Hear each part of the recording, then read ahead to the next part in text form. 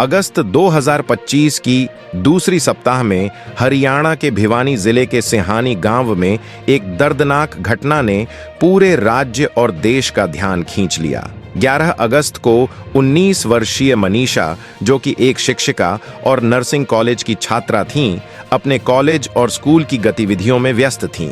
लेकिन केवल 2 दिन बाद 13 अगस्त को उनका शव गांव के पास स्थित एक खेत में पाया गया। शव की स्थिति चिंताजनक थी, गला कटा हुआ था, जिससे प्रारंभ में पुलिस ने यह अनुमान लगाया कि यह आत्महत्या का मामला हो सकता है।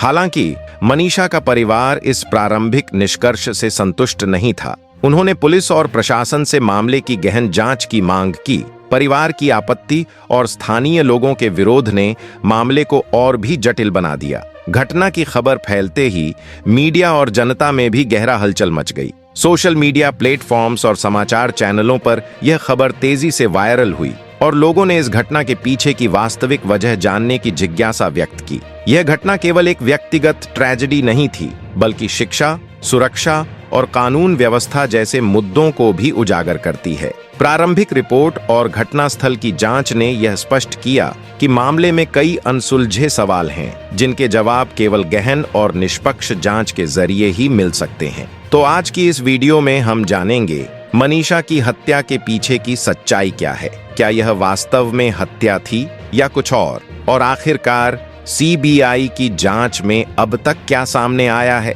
पूरे सच को जानने के लिए बने रहिए अंत तक। मनीषा 19 वर्षीय युवती भिवानी जिले के सिहानी गांव की निवासी थी। परिवार की स्थिति सामान्य थी, लेकिन मनीषा अपने शिक्षा और करियर को लेकर अत्यंत समर्पित और मेहनती थी। वह नर्सिंग कॉलेज में छात्रा होने के साथ साथ एक स्थानीय स्कूल में शिक्षिका भी थी। उसके परिवार और शिक्षकों के अनुसार मनीषा हमेशा पढ़ाई और काम में फोकस्ड रहती थी और अपने भविष्य के लिए योजनाएं बना रही थी। घटना से पहले मनीषा नियमित रूप से अपने स्कूल और कॉलेज की गतिविधियों में शामिल थी। 11 अगस्त 2025 को वह अपने कॉलेज जाने के लिए घर से निकली थी, लेकिन 2 दिन बाद 13 अगस्त को उसका शव खेत में पाया गया। घटनास्थल और शव की स्थिति ने पुलिस के शुरुआती निष्कर्ष को प्रभावित किया। प्रारंभिक पुलिस जांच में कई अनियमितताएं देखी गईं।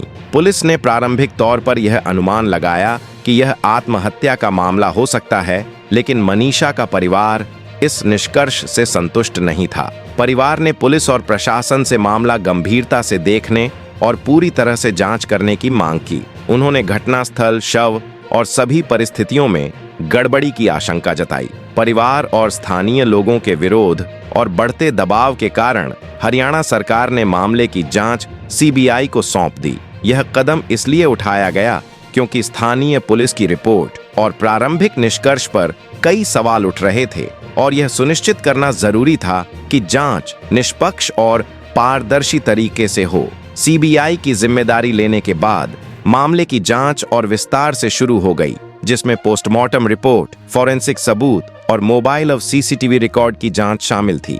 दोस्तों, सीबीआई की टीम जब जांच के लिए आई तो सबसे पहले मनीषा के पिता संजय से 1 घंटे से अधिक समय तक पूछताछ की। संजय ने भी सीधे और गंभीर सवाल किए, जिससे जांच टीम सोच में पड़ गई। शुरू में जब संजय पुलिस के पास गए थे तो उन्हें टाल दिया गया और कुछ दिन बाद मनीषा की हालत खेत में मिली। पुलिस की लापरवाही के कारण 5 कर्मियों को सस्पेंड किया गया और एसपी का तबादला हुआ। इसके बाद मामला सीबीआई को सौंपा गया, जिसने घटनास्थल का पुनर्निरीक्षण कर पूरे सीन को दोबारा तैयार किया और जांच शुरू की। सीबीआई की टीम सबसे पहले घटनास्थल पर पहुंची और वहां की स्थिति का बारीकी से निरीक्षण किया। उन्होंने देखा कि घटनास्थल पर शराब की बोतलें, नमकीन के पैकेट और कई ऐसी चीजें पड़ी थीं जिन्हें देखकर मामला और भी उलझ गया। स्थानीय लोगों का कहना था कि यह जगह पहले से ही शक के घेरे में थी और अब सीबीआई ने इसे रिक्रिएट किया तो और कई नई चीजें सामने आईं। पूरे सीन की वीडियोग्राफी की गई,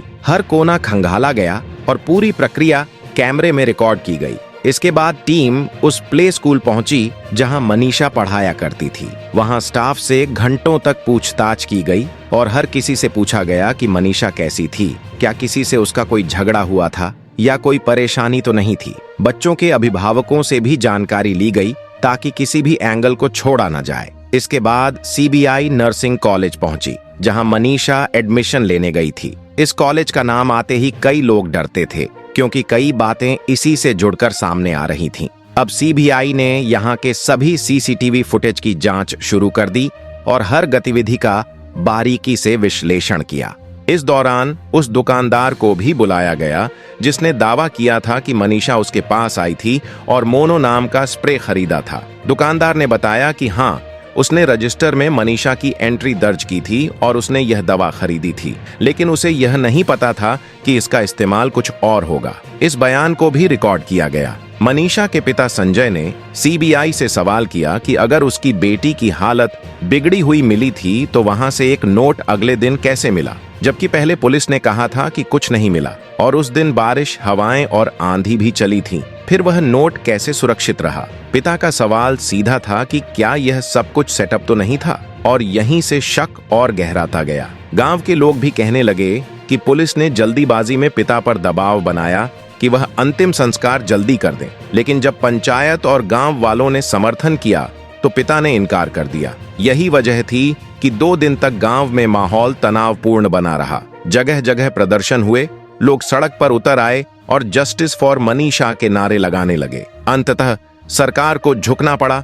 तीसरी बार पोस्टमार्टम कराया गया और फिर मामला सीबीआई को सौंप दिया गया। अभी हालात यह हैं कि सीबीआई गांव ढाणी लक्ष्मण में पूरी तरह सक्रिय है। लगातार छापे मारे जा रहे हैं और पूछताछ जारी है। हर छोटे बड़े एंगल को खंगाला जा रहा है। पिता संजय का कहना है कि अब उन्हें भरोसा है कि शायद उनकी बेटी को इंसाफ मिलेगा, क्योंकि भिवानी पुलिस की पूछताछ और सीबीआई की पूछताछ में जमीन आसमान का फर्क है। सीबीआई गंभीरता से हर सवाल पूछ रही है और हर छोटी से छोटी डिटेल को नोट कर रही है। इसी बीच सीबीआई ने गांव के कई युवाओं से भी पूछताछ शुरू कर दी है, खासकर उन लोगों से जो उस रात आसपास देखे गए थे। कई युवाओं ने कहा कि उन्होंने कुछ संदिग्ध हरकतें देखी थीं, लेकिन डर के कारण पहले किसी को नहीं बताया और अब सीबीआई के सामने सब कुछ खुलासा कर रहे हैं। इससे सीबीआई के पास कुछ नए एंगल मिले हैं। इसके अलावा सीबीआई ने उस मोबाइल टावर के सारे डेटा भी खंगालने शुरू कर दिए हैं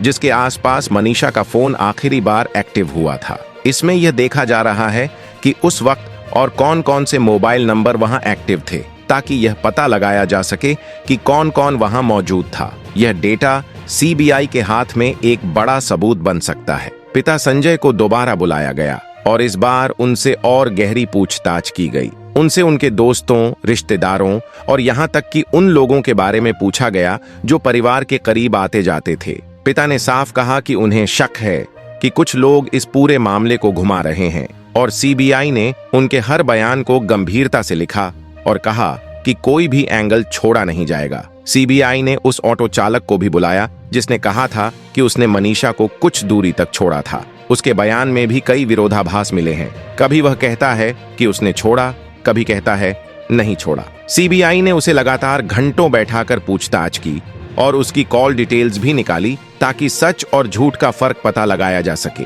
नर्सिंग कॉलेज में सीबीआई ने पूरे स्टाफ को लाइन से खड़ा कर दिया और एक एक से सवाल किया कि क्या उस दिन मनीषा आई थी, किससे मिली थी और वहां कौन मौजूद था। खास बात यह रही कि कुछ लोगों ने ऐसे बयान दिए जो पहले पुलिस को नहीं बताए थे। इससे साफ है कि जब जांच सीबीआई करती है तो लोग भी सच बोलने लगते हैं, क्योंकि उन्हें पता होता है कि झूठ पकड़ा जाएगा। इसके अलावा सीबीआई ने उस मेडिकल स्टोर से भी सारे बिल और रजिस्टर जब्त कर लिए हैं जहां से दवा खरीदी गई थी। दुकानदार से भी कहा गया कि अगर वह सच नहीं बोलेंगे तो उन्हें भी फंसाया जा सकता है। दुकानदार का चेहरा उतर गया और उसने कई और बातें बताई जो पहले उसने नहीं बताई थीं। गांव के बुजुर्गों और पंचायत के लोगों को भी बुलाकर सीबीआई ने उनकी राय जानी। सबने यही कहा कि उन्हें लगता है कि मामला इतना आसान नहीं है और इसमें जरूर कुछ बड़ा राज छुपा है। इसी को लेकर सीबीआई ने अब आसपास के कई जिलों में भी अपने इनपुट खंगालने शुरू कर दिए हैं। सोशल मीडिया पर यह मामला लगातार ट्रेंड कर रहा है। जस्टिस फॉर मनीषा का नारा हर जगह गूंज रहा है। लोग अपनी पोस्ट और वीडियो में यही मांग कर रहे हैं कि जल्दी से जल्दी सच सामने आना चाहिए। इससे सरकार और एजेंसियों पर दबाव और बढ़ रहा है। सीबीआई ने अब दिल्ली के टेक्निकल एक्सपर्ट्स को लगा दिया है जो मनीषा के फोन, सीसीटीवी और डिजिटल डेटा की जांच कर रहे हैं। पिता संजय का कहना है कि पहली बार उन्हें लगता है कि उनकी बेटी को इंसाफ मिलेगा। गांव के लोग भी अब थोड़ा सुकून में हैं और भरोसा जताते हैं कि अगर जांच इसी तरह जारी रही तो सच्चाई सामने आएगी। सीबीआई ने अपने अंदरूनी दस्तावेज तैयार करना शुरू कर दिए हैं और पुख्ता सबूत मिलने तक कोई बयान सार्वजनिक नहीं किया जाएगा। कई लोग शिकंजे में हैं और जल्द ही बड़ा खुलासा होने की उम्मीद है। पूरा भिवानी और हरियाणा इस दिन का इंतजार कर रहा है। तो दोस्तों, अगर आपको यह वीडियो पसंद आया और आप सच और डिटेल्ड रिपोर्टिंग जानना चाहते हैं तो लाइक जरूर करें, अपने दोस्तों के साथ शेयर करें और हमारे चैनल को सब्सक्राइब करना ना भूलें। बने रहिए हमारे साथ, क्योंकि हम लाते रहेंगे ऐसे ही सभी एक्सक्लूसिव और वेरीफाइड अपडेट्स। जय हिंद।